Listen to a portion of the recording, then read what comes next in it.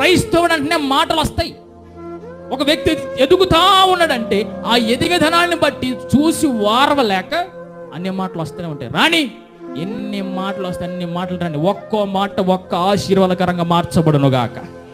నిన్ను అంటున్నారంటే నువ్వు లెగుస్తున్నావు అని అర్థం. సంతోషపడు, ఆనందించు, గంతులు. ఎందుకో తెలుసా? నీ తండ్రి సంతోషిస్తున్నాడు నువ్వు మౌనంగా ఉండడాన్ని బట్టి.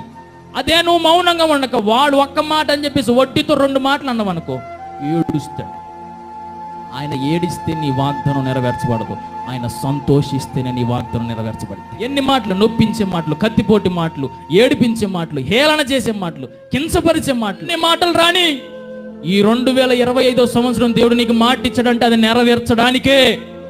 అది నెరవేర్చబడాలంటే సైలెంట్ ఉన్నట్టు మాట గద్దించు, హెచ్చరించు, కానీ యథార్థమైన మాటలు.